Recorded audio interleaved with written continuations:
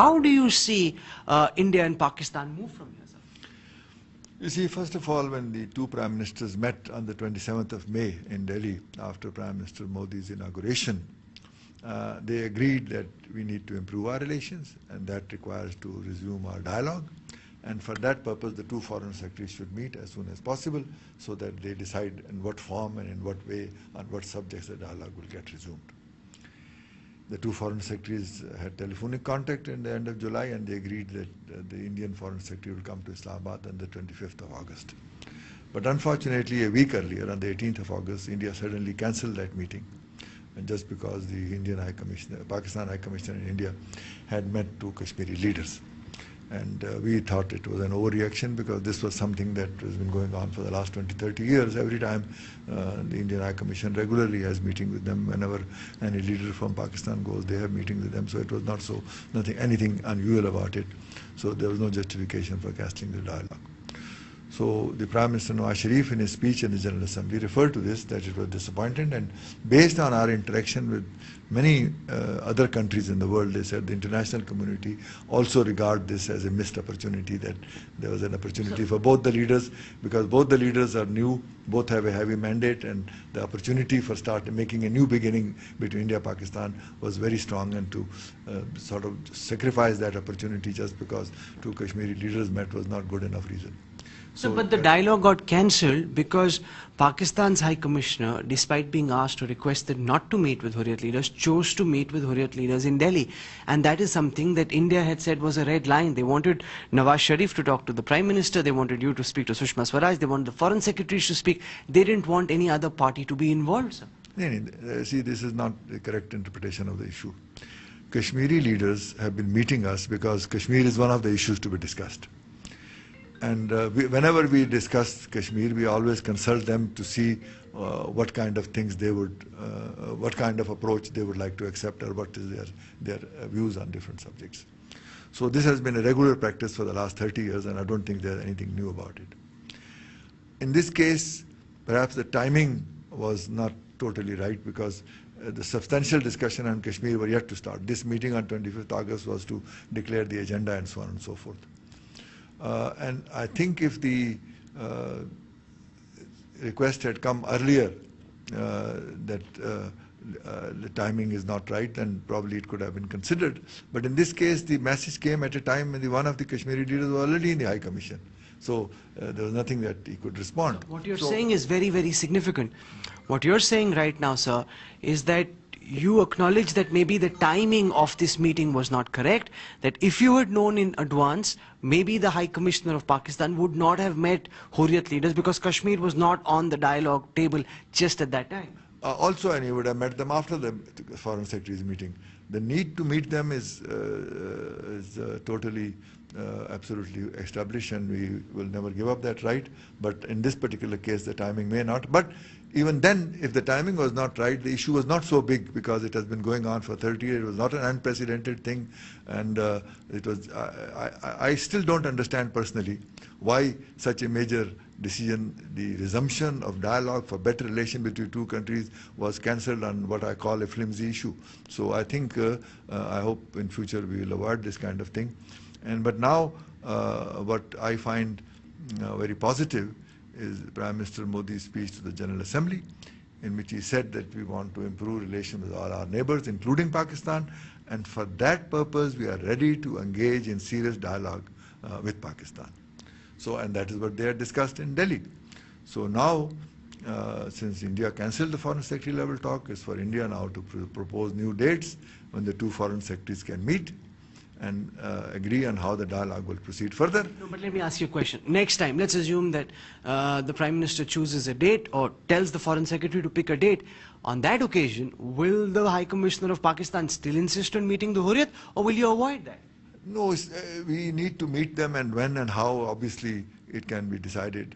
But my feeling is that when dialogue is resumed, the trade, visas, confidence building measures, they are done at the governmental level. And the issues like Kashmir, Siachen and Sir Creek, they are discussed in the back channel, which is a more discreet kind of interaction. So there, the discussions, when they reach a stage when you have to see on Kashmir what kind of options are available, then at that time you consult leaders. And whenever this consultation has taken place, it is not something that is Pakistan alone. The Kashmir government facilitates the travel of the leaders from Kashmir to Delhi. And so what you're saying actually to my mind is very, very significant, sir. You're saying that next time you try and resume the dialogue process, official issues like visa, tourism, business, that will be discussed minister to minister, official to official, delegate to delegate, and these tricky issues, Siachen, Sir Creek, Kashmir, will be then first taken up in the back channels, in track 2. Sir. That's what happened last time. I mean, in the last 3 years, this is exactly the pattern that was followed. It was on the agenda, but the actual discussion took place in the back channel. And that's important because you see, you can't discuss some of these issues in the glare of TV cameras. So if it is done, then once it's ready, some progress has been made, then it comes to the front channel. So in that case, and this is something that I don't want to prejudge. I mean, the two foreign secretaries have to meet and decide this, okay, what issue will come where and how it will be done. I was just giving an example that in that case, the dialogue... But what you're saying is very important, because that essentially means that if the foreign secretaries were to meet, then the kind of fiasco that emerged from the High Commissioner meeting with the Hurriyat just before the foreign secretary level talks, that will be avoided. Whatever happens, you're saying, will happen in the back channel. That then gives the Prime Minister also possibly an opportunity to see if the dialogue process can be taken forward. Well, in our interpretation, it was not a fiasco, but India overreacted to it, and from their perception. My own feeling is that this issue, I hope, is not reflective of that since we don't meet Kashmiri leaders because India doesn't want a serious dialogue on Kashmir, because Kashmir is an important part of the agenda. And the fact that how we should deal with this issue and the meeting with Kashmiri can also be one of the items that the foreign secretaries can discuss, that if such an eventuality happened, so that this kind of misunderstanding doesn't happen. Okay. What you've said is very, very significant. But I want to take this one step further. When the Prime Minister of Pakistan, sir, at the United Nations General Assembly mentioned plebiscite, a referendum, there were many people who got rankled in India saying that this is the same old drum that's being beaten once more. And all the progress that was made of avoiding such references at a multilateral forum like the UNGA were now turning the clock back, and people were quite disappointed with that. I don't think so. I think he made an historic reference that 60 years ago in this forum, plebiscite was promised, and that has not been fulfilled. And the Kashmiri people have been living under great stress, human rights violations, all kind of security laws and other things. And therefore they need justice and they need the right of self-determination. That is a statement of facts which nobody can deny. But that doesn't mean that... references were avoided for several years as well. Because we were negotiating something, and that is one of our complaints, that Pakistan has shown considerable flexibility, that look, there are options to plebiscite that we can examine. There are different ways of ascertainment that you can do. But there was no response from India. So if there is a response from India, then you explore those. But if he referred to those things because the situation demanded that, and secondly, I think he also said, which is important, that we are keen to resume the dialogue. We want to improve relations, but it should be possible on the basis of the taking into account the wishes of the Kashmiri people. So once you concede that particular premise, that whatever solution comes about has to be acceptable to the Kashmiri people, then these are, different issues. That doesn't mean that we want UN to... The Prime Minister said today that Kashmir should not be taken up at a multilateral forum like the UN. No, not taken up is a different thing. He said that let's discuss this bilaterally. No, it is not a question of taking up that the UN should not take action. Mentioning is as a element without which peace cannot be restored, and the importance of peace in the subcontinent, that's a statement of fact. So that's what he was referring to. There is a sense in India that because Nawaz Sharif took the decision of coming and meeting Narendra Modi, that's something that your generals in Rawalpindi are upset with, and that they are now pressuring the Pakistan Prime Minister using Qadri and Imran Khan as levers to try and ensure that the Pakistan Prime Minister toes the lines of the men in olive.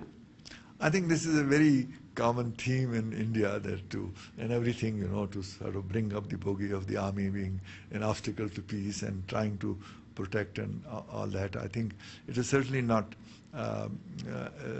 related to facts or the reality of the situation on the ground. You see, the basic perception in India that army doesn't want a peace with India is on the false assumption, which some people in Pakistan also may have had, that if peace with India returns, then defense budget will be cut and the army will not have the resources that it thinks it needs. We have already clarified to the army that the defense budget and Pakistan's capability to defend itself depends on its own professional calculation of what it requires if India. So if India defense budget keeps going up, Pakistan defense budget will also go up, whether we have... But my question is not on the defense budget. That's your internal matter. My question is whether the men in olive are on board when Nawaz Sharif says he wants to make peace with India, or are they trying to work to scuttle that? Pakistan's defense budget is an important element of Pakistan Army's attitude to India-Pakistan relations. So you can't say the two are not related. So the question I'm saying is that the army is reassured now that peace with India does not mean that we will interfere in any way with army's own responsibility to protect Pakistan's integrity vis-a-vis India. So, but in the broader sense, both countries should not spend too much money on defense and spend it on development and the people. But if we go on spending money, your defense budget has gone up by 12%, almost $38 billion, which is half of one-third. Are you confident, Mr. Sartaj Aziz, that you have General Raheel and the others in the Pakistani army on board? Are they supporters or detractors of a peace initiative?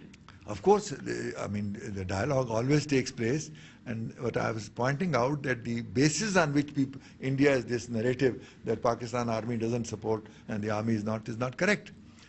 But obviously the policy is made by the government, and the army has to follow that. And I don't think that India can always hide behind this thing that we can't pursue the peace process because the Pakistan army is not on board. It's something that should not be allowed to take roots. Before I conclude, Mr. Aziz, there is also a sense in India that because of the Qadri protest, the Imran Khan container protest and all the tamasha that happened in Pakistan, Prime Minister Nawaz Sharif's authority, despite the mandate that he got, has been undermined, that he doesn't fully command Pakistan. I don't think it's a correct assumption. First of all, it was a strange kind of aberration in our political system. In the past 5 years, the previous government, despite all its fault, was accepted by our party to allow the democratic transition to go out, because even not so perfect democracy is better than no democracy. And in this case, after 15 months, this agitation. But the underlying truth is that when these 50,000 people descended on Islamabad, asking for the government to go, there was a very strong reaction in the parliament, in the bar and civil society, that this very practice and tradition of any group coming with 50,000 people and dislodging an elected government, democratically elected government, is not something that a civilized society should tolerate. And the parliament, therefore, had an unprecedented 2.5-week joint session of parliament between the two houses. And all the political parties, including all the opposition parties, supported the continuation of the democratic system and condemned the dharnas. I don't think it's weakened the Prime Minister. So, no, what I'm saying is that as a result, the democratic system in Pakistan, and therefore the Prime Minister, will come out stronger as a result of this. Why? And this has been noticed internationally also, that normally all opposition leaders in the past have even welcomed military takeovers. But in this case, now they say, no, we will protect the right of the parliament to support democracy. So now that there are, of course, issues of electoral reform which can go on, there are issues of load shedding and inflation which can be tackled by the government. But this basic premise that any group of people can come and launch an agitation and dislodge a government is not acceptable. So I think that the government will come out stronger out of it. So you've made some very important points. We of course wait to see how the Indian government reacts to your comments made to Headlines 3. But for the time being, I wish you all the best. Thank you very much, Mr. Sartaj Aziz, for speaking to Headlines 3. Thank you.